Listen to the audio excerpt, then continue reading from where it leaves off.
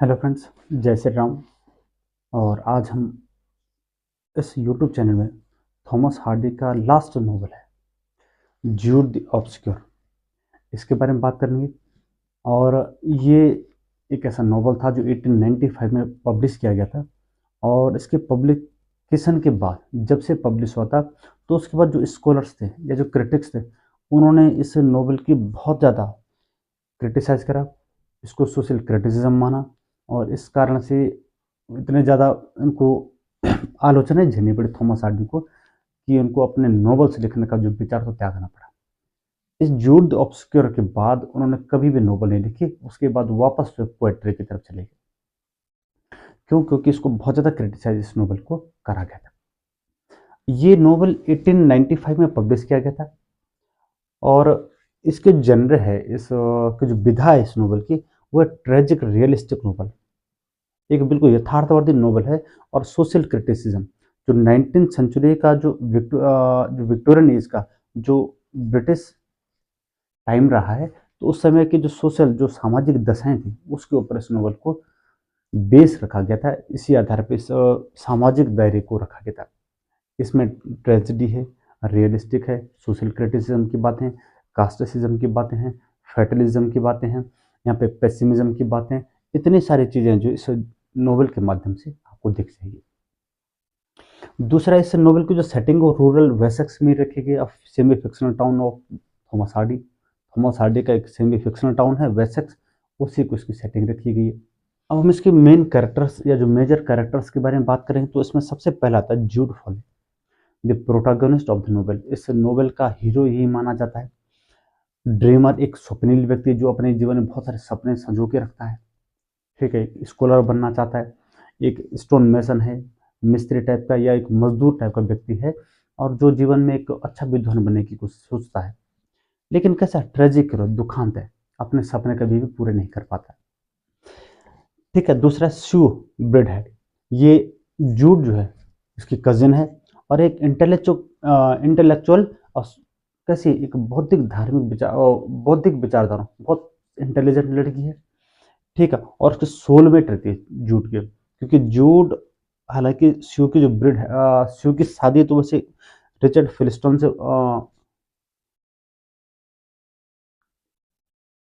दूसरी बात का श्यू ब्रिड हेड की, श्यू ब्रिड हेड ये जूड फोले की एक कजिन है।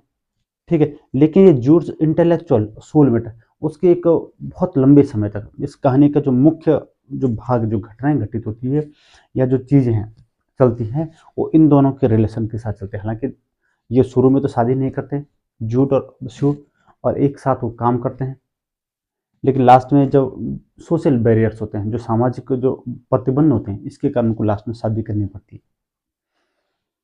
ठीक है, ये उसकी हीरोइन है। और ये क्या है, दूसरा कि स्यू जूड के साथ रहती तो है, लेकिन वो पहले से शादी किसके साथ कर, रिचर्ड फिलटसन के साथ वो शादी कर लेती है। तीसरा, अराबेला डॉन। ये अराबेला डॉन एक सेंसुअल और प्रेगमेटिक वुमेन है। ये वही लेडी है जो जूड की लाइफ को, यदि जीवन उसके जीवन में जो ट्रेजेडीज आई है, तो उसके मुख्य कारण इसी के कारण, अराबेला डॉन के कारण। क्यों? क्योंकि शुरू में इसको सेक्सुअल हरास करती है, फिर बाद में ये प्रिटेंड करती है वो प्रेग्नेंट है, तो इस कारण से वो क्या करती है, जूड को बार बार वो क्या करती है, उसको सेड्यूस करने की कोशिश करती है, और इसी जाल से जूड कभी निकल नहीं पाता है। फिर रिचर्ड फिलिस्टन है, ये कि आइडियलिस्टिक स्कूल मास्टर है, ये पुराना टीचर है जो जूड को पढ़ाता है। जब वो गांव में रहता है तो उसको सपने दिखाता है, उसके जीवन जो ड्रीम्स हैं उसकी लाइफ में स्कॉलर बनने के, उसको दिखाता है। उसको क्लासिकल जो टीचिंग उसको या जो लैटिन लैंग्वेज होती है वो उसको सिखाता है जूड को। तो बाद में जब ये रिचर्ड फिलिस्टन जब वापस ये सिटी में आ जाता है, तो सिटी में आने के बाद कहते हैं जूड जो है इसी की विचारधाराओं को अपने ऊपर लेकर इंस्पायर होकर वो क्या करता है, वो पढ़ने जाता। उसका लिटिल फादर टाइम है, ये क्या है, ये जूड फॉले और जो अराबेला है, जिनके साथ उनके ऐसे सेक्सुअल रिलेशन से थे, और बाद में हालांकि शादी भी करते हैं कुछ टाइम के लिए, अनहैप्पी मैरिज लाइफ होती है। तो उन्हीं के बाद ये लिटिल फादर टाइम जो इन दोनों की संतान है। और ये सिंबल ऑफ इनोसेंस, मासूमता, मासूमियत का ये क्या मान, एक सिंबल माना जाता है। हम जब कहानी को पढ़ेंगे, समरी डिस्कस करेंगे, तो वहाँ पे हम इसके बारे में जो मुख्य हालांकि कुछ समय तक ही नोवेल में रहते हैं, लेकिन कुछ समय में ही ये पूरे नोवेल की दिशा को बदल देते हैं। उसके बाद आंट ड्रोसेला है। आंट ड्रोसेला क्या है, ये जूड की आंट है, ठीक है। और जूड शुरू में इसी के साथ रहता है और क्या रिप्रेजेंट्स, ये क्या प्रस्तुत करती है, ओल्ड रूरल ट्रेडिशन, पुरानी जो परंपरा है, ग्रामीण विचारधारा परंपराएं हैं एंड द फेटलिज्म है, उसको प्रस्तुत करती है उस समय के विक्टोरियन एज के टाइम की। क्लियर है दोस्तों। तो ये फ्रेंड्स, ये मुख्य इनके कैरेक्टर्स हैं। अब इसके बाद बात करते हैं इसकी समरी की। अब बात करते हैं इसकी समरी की। Summary, the story begins in the village of Marygreen. ये कहानी की जो शुरुआत होती है इस नोवेल की, वो शुरुआत होती है मैरीग्रीन विलेज से, जहाँ पे where young Jude Fawley lives with his aunt Drusilla. और ये क्या करता है, ये जो यंग जो जूड है वो अपनी चाची, अपनी आंट है ड्रोसेला के साथ रहता है गांव में, और उसकी बेकरी में काम भी करता है, ठीक। After his school master Richard Phillotson, और यहीं पर उनका स्कूल मास्टर रिचर्ड फिलिस्टन है, वो क्या करता है, लीव्स, ठीक है, for the university city of Christ minister. और वहाँ पे क्राइस्ट मिनिस्टर जो सिटी ऑफ यूनिवर्सिटी बोला जाता है, वहाँ चले जाते हैं। और ये जो सिटी ऑफ क्राइस्ट मिनिस्टर है, ये क्या है, फिक्शनल ऑक्सफोर्ड माना गया है, ठीक है। इस नोवेल में जूड बिकम्स इंस्पायर्ड, और जब उसके टीचर उसको इंस्पायर करते हैं, उसको प्रेरित करते हैं, मोटिवेट करते हैं, तो बड़ा इंस्पायर हो जाता है and dreams of getting a classical education. और वो भी सपना देखते हैं क्लासिकल एजुकेशन के बारे में, और वो चाहता है कि वो यूनिवर्सिटी को ज्वाइन करे। लेकिन वो ऑर्फन है और गरीब है, इसके बावजूद भी उसके जो पैशंस हैं, उसके जो महत्वाकांक्षा बहुत ज़्यादा बड़ी है।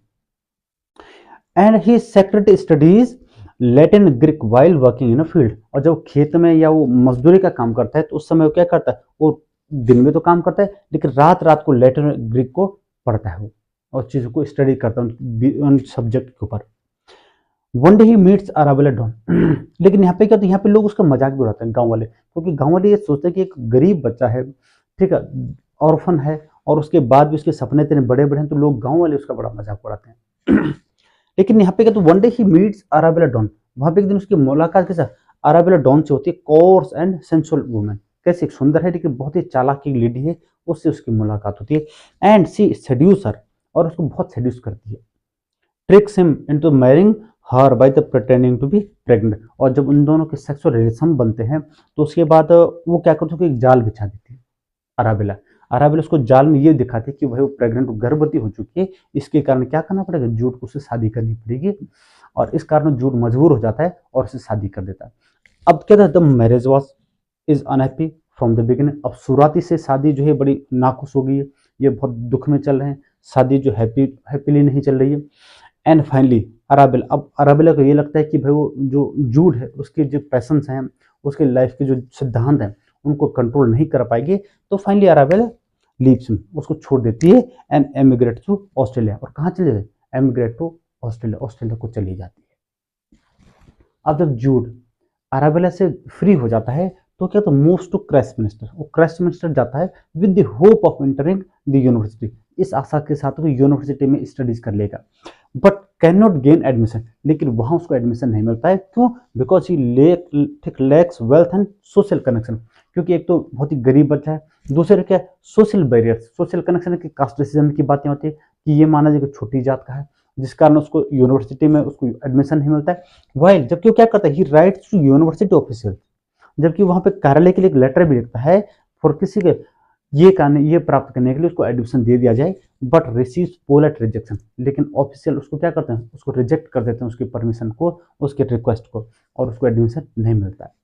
And finally he begins working as a stone mason, और वहीं पे क्राइस्ट मिनिस्टर रहते उसने एक स्टोन मैसन में एक मिस्त्री के तौर पर काम करना शुरू कर देता है।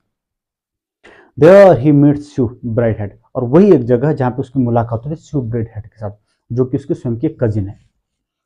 शी इज लाइवली इंटेलिजेंट, वो कैसे एक लाइवली लड़की है, इंटेलिजेंट, बहुत बुद्धिमान लड़की है, जो फास्ट जूड fast deeply in love with her, और उसको देखते उससे प्रेम हो जाता है, उसकी भावनाओं को, उसकी चीजों को देखता है तो उसको प्रेम हो जाता है। बट लेकिन क्या होता है कि वहां पे वो उसको एज अ फ्रेंड लेती है, उसको प्रेम तो नहीं करती है, लेकिन शी उसको ये मानती है कि जूड जो उसका एक दोस्त, अच्छा दोस्त है।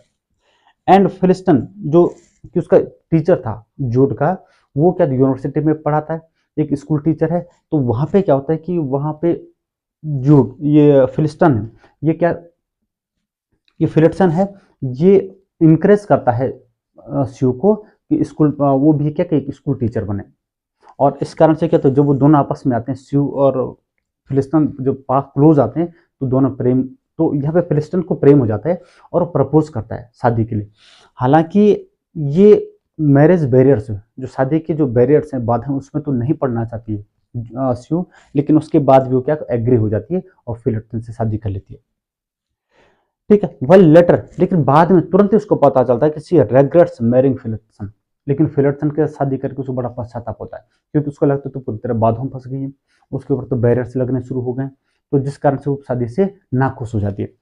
और क्या होता है, eventually she runs away from Phillotson, और लास्ट में क्या होता है कि अंत में शिव जो भाग जाती है फिलिप्सन के यहाँ से, एंड स्टार्ट्स लिविंग विद जूड, और किसके साथ रहना, जूड के साथ रहना शुरू कर देती है। दो दे डोंट मैरी और स्लीप टुगेदर, हालांकि उन्होंने शुरुआत में न तो शादी करी है और न एक दूसरे के साथ वो स्लीप मतलब सोते हैं, बिस्तर साझा करते हैं। फिलिप्सन दो ह्यूमिलेटेड, अब जब फिलिप्सन को पता चलता है तो उसको बड़ा दुख होता है, उसको शर्मिंदगी आती है, लेकिन उसके बाद वो क्या अलाउ करता है शिव टू लिव, तो शिव को बोलता है कि ठीक है आप मुझे छोड़ के चले जाइए, इस बात को अलाउ करता है। और इसका इतना बड़ा दुख होता है कि सोसाइटी कंडेम है, सोसाइटी उस पर चार्ज लगाती थी, आरोप लगाती है कि लॉसेस जॉब, यहाँ तक कि जो है फिलिप्सन है उसको अपनी नौकरी तक खोनी पड़ती है, एंड रेपुटेशन, उसकी जो इज्जत पूरी तरह दांव पर लग जाती है, for permitted his wives immorality, कि इस प्रकार का जो अनैतिक कार्य जो उसकी पत्नी ने करा है, इसके लिए अलाउ किसने करा है, उसके हस्बैंड ने, फिलिप्सन ने, जिस कारण से फिलिप्सन का जो सामाजिक जो औहदा था, जो रिस्पेक्ट है, वो पूरी तरह से खो जाती है। और शिव से शादी करने के बाद जो जू का जो कैरियर होता है, जू रेपुटेशन, वो पूरी तरह से बर्बाद हो जाती है। He works as a travelling installments while शिव sells smart art figures to earn money. अब जूट क्या करता है कि यहाँ वहाँ जाकर मिस्त्री का काम करता है, और शिव का sells smart small art figures, कि छोटे छोटे कला की चीजें उनको बेचती है ताकि अर्न मनी, पैसा कमा सके। डिस्पाइट हार्डशिप, जबकि इतना कठोर, इतना बुरा समय उन लोगों का चल रहा है, दे आर इमोशनल क्लोज, लेकिन वो भावनात्मक तौर पर शिव एंड जूड आपस में जुड़े रहते हैं, उनका प्रेम बना रहता है। अब ये टाइम क्या होता है, अरेबेला रिटर्न्स फ्रॉम ऑस्ट्रेलिया, अरेबेला जो ऑस्ट्रेलिया भाग गई थी वापस आ जाती है, एंड हैविंग रीमैरिड देयर, और ये सोच के आती है कि वो क्या करेगी, यहाँ पे फिर आकर दोबारा से शादी कर लेगी।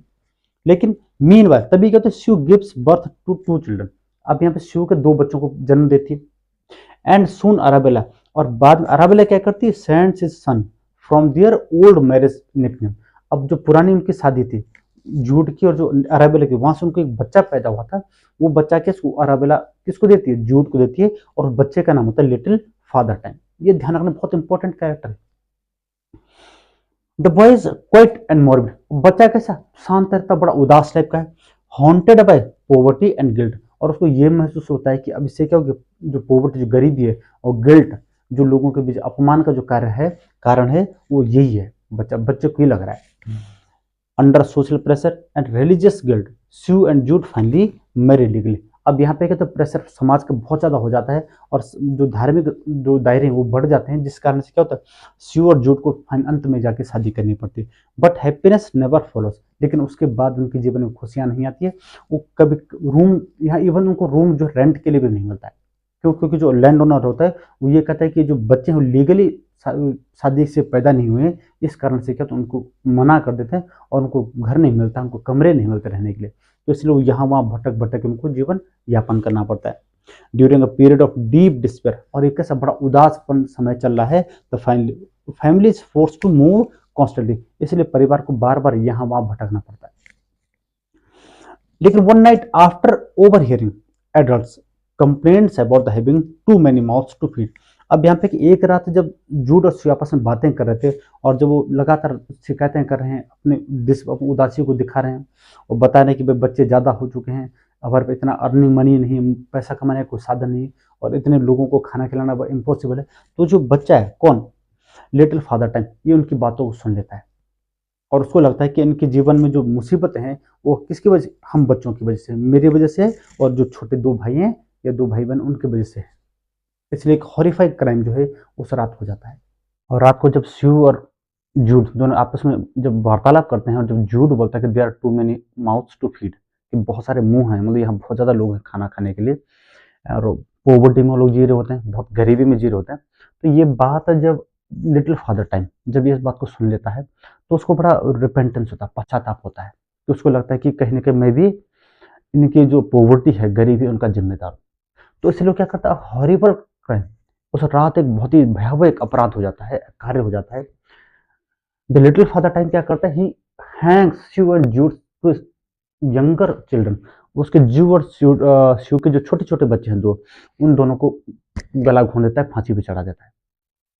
And himself living a note, और स्वयं अपने आप को भी क्या करता है, अपने आप को फांसी, अपने आप को मर जाता है। और ये नोट छोड़ के एक ऐसा नोट छोड़ता है जिसमें लिखा होता है done because we are too many. मैं इसलिए किया क्योंकि हम बहुत ज्यादा हैं, बहुत सारे थे, इसलिए मैंने ऐसा किया। और वो मर जाता है। अब इसे क्या होता है कि शॉकिंग ट्रेजेडी डिस्ट्रॉयज शिव इमोशनली, और ये इतना भयावह कार्य होता है कि इससे क्या होता है, जो शिव है वो पूरी तरह से टूट जाती है। और टूटने के बाद क्या होता है, she blames her for living sinfully outside marriage, क्योंकि उसको लगता है कि अब ये कहीं ना कहीं वो अपने आप को दोष देती है कि ये जो सिंफुल, मैंने बहुत ही पाप जो उसने किया है, कि भाई उसने जो उसका फिलर्टसन था, उसका हस्बैंड था, तो उसको साथ रह के उसने वहाँ उसको अकेला छोड़ा। उसके बाद ये विदाउट मैरिज, बिना शादी के जो क्या जूड के साथ रही, वहाँ उसके 2 बच्चे हो गए। तो इतने सारे ब्लेम, उसको लग रहा है कि ये जो आज इतना बड़ा जो पाप हुआ है, इसके कहीं ना कहीं वो स्वयं जिम्मेदार है। एंड रिटर्न्स टू फिलर्टसन, और फिलर्टसन के बाद जाती है, वापस निवेदन करती है कि भाई मुझे अपने साथ ही रख लो। अब जूट क्या करते हैं, डिवास्टेटेड, वो भी टूट जाता है Jude. Turns to Arabella again, the weakness, बहुत कमजोरी में क्या करता है, वापस वो भी अराबेल के पास चला जाता है। शू लीव्स माइजरली विद फिलिप्सन, अब वो क्या, शू उसने अपने जीवन के जितने भी हैप्पीनेस थे सब गिव अप, छोड़ दिया है। अब उसके मैंने दुख ही दुख चल रहे हैं, फिलिप्सन के साथ रहे लेकिन बहुत दुखी हो। Jude gravely ill from poverty and overwork, अब जो जूड है वो बहुत ज्यादा बीमार हो जाता है, गरीबी के कारण ओवरवर्क में बहुत ज्यादा काम करना पड़ता है उसको, जिसके कारण बीमार हो जाता है। And visits Christmas Christ minister, और एक रात क्या करता है, क्राइस्ट मिनिस्टर वहां फेस्टिवल चल रहा हो तो वहां पे चला जाता है। और उसी रात इन द स्मॉल रूम, एक छोटे से कमरे में क्या करता है, मृत्यु हो जाती है। और उस मरते समय उसके कुछ लास्ट वर्ड्स होते हैं जो कि कोटेशन है, बहुत फेमस कोटेशन है, हम उसको पढ़ेंगे। इज लास्ट वर्ड, अपने लास्ट वर्ड बोलता है और उसी के साथ अपने प्राण त्याग देता है। अब जूड मरते समय उसके 2 लाइनें होती है, एक कोटेशन ऊपर होती है और एक कोटेशन नीचे होती है। तो जब मर रहा होता है, जब उसको लगता है कि उसकी लास्ट, उसकी एंडिंग आ चुकी है, उसका जीवन खत्म होने वाला है, तो वो कहता है let the day perish wherein I was born, कि वो दिन ही मिट जाए जिस दिन में पैदा हुआ। And let the night be solitary, और वो रात कैसी हो जाए, अकेली हो जाए, ये वो कहता है। लेकिन लास्ट में जो एक्चुअल उसके वर्ड्स होते हैं, लास्ट मरते समय, मरने से पहले उसके लास्ट वर्ड होते हैं, it is as it should be, जैसा होना चाहिए था वैसा ही हुआ। ठीक है, और इसी के साथ वो अपना प्राण त्याग देता है, और इसी के साथ एक कहानी जो है खत्म हो जाती है। ये नोवेल, और इस नोवेल को इतने ज्यादा क्रिटिसाइज किया गया था क्रिटिक्स के द्वारा उस विक्टोरियन टाइम के, कि बाद में क्या हुआ कि जो थॉमस हार्डी था, उन्होंने नोवेल लिखने का विचार त्याग दिया और फिर वापस वो पोइट्री की तरफ चले गए। उन्हें अपनी लाइफ की जो शुरुआत करी थी एज अ पोइट के तौर पर करी, और एंडिंग ऑफ हिज लाइफ, उनके जीवन का जो अंत रहा है वो भी एज अ पोइट ही रहा है। तो दोस्तों इसी के साथ जो थॉमस हार्डी के जो फेमस नॉवेल्स है वो अब पूरे हो चुके हैं, जो कि एग्जाम की दृष्टि से पूछे जाते हैं, वो मैं आपको बता चुका हूँ। इसके बाद हम नेक्स्ट टाइम किसी नए राइटर या किसी पोइट या किसी नॉवलिस्ट के साथ मिलेंगे। तब तक के लिए जय श्री राम, धन्यवाद।